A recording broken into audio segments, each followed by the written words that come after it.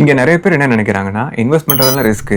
Invest பண்ணா பணத்தை இழந்துருவோம்ட்டு அந்த பக்கமே போகாம இருக்காங்க. ஆனா உண்மை என்னன்னா, இன்வெஸ்ட் பண்றதை விட இன்வெஸ்ட் பண்ணாம இருக்கிறது தான் மிகப்பெரிய ரிஸ்க். நாம செல்வத்தை பணமாவே வச்சிருக்கோம். அதை இன்வெஸ்ட் பண்ணலைன்னா நாம நம்ம செல்வத்தை கொஞ்சம் கொஞ்சமா இழந்துகிட்டே இருப்போம். நீங்க நம்பலைனாலும் அதான் நெசம். ஏன்னா இங்க இன்ஃபிளேஷன் ஒண்ணு இருக்கு. அதாவது பணவீக்கம். இங்க நிறைய பேர் என்ன நினைக்கிறாங்கன்னா, விலைவாசி அதிகமாயிட்டு இருக்கு, பொருள்களோட விலைலாம் அதிகமாயிட்டு இருக்கு, அதுக்கு பேர் தான் இன்ஃபிளேஷன். ஆனா அது அப்படி கிடையாது. இன்ஃபிளேஷனா பொருள்களோட விலை ஏறுதுங்கிறது இல்ல, நம்ம வச்சிருக்கக்கூடிய பணம் அதோட மதிப்பை கொஞ்சம் கொஞ்சமா இழந்துகிட்டே இருக்கு. இன்னைக்கு நம்மளால 100 ரூபாய் கொடுத்து ஒரு பொருளை வாங்க முடியும்னா கண்டிப்பா அடுத்த வருஷம் அதே பொருளை நம்மளால 100 ரூபாய் கொடுத்து வாங்க முடியாது. ஏன்னா அந்த பொருளோட விலை ஏறிச்சுங்கிறது இல்ல, நம்ம வச்சிருக்கக்கூடிய பணம் அதோட மதிப்பை இழந்துகிட்டே இருக்கிறனால தான் காலப்போக்கில் ஒரே பொருளை அதிகமான விலை கொடுத்து வாங்க வேண்டிய சூழ்நிலை நம்மளுக்கு ஏற்படுது. இதுக்கு பேர் தான் இன்ஃபிளேஷன். இதைத்தான் தமிழ்ல நம்ம பணவீக்கம்னு சொல்றோம். வார்த்தையில அர்த்தம் இருக்குல்ல. இந்த இன்ஃபிளேஷனுக்கு எந்த நாடும் விதிவிலக்கு இல்ல. சில ஊர்ல அது அதிகமா இருக்கும், சில ஊர்ல அது கம்மியா இருக்கும். ஆனா கண்டிப்பா இருக்கும். ஸோ இந்த இன்ஃபிளேஷனால நம்மளுடைய பணம், நம்மளுடைய செல்வம் அதோட மதிப்பை இழக்கக்கூடாதுன்னா நமக்கு வேற வழியே கிடையாது, அதை பெருக்கி தான் ஆகணும். அதுக்கு தான் நம்ம இன்வெஸ்ட் பண்ணணும்னு சொல்றோம். பட் நம்ம இன்வெஸ்ட் பண்ணாம பணத்தை பணமாவே வச்சுக்கிட்டு இருந்தோம்னா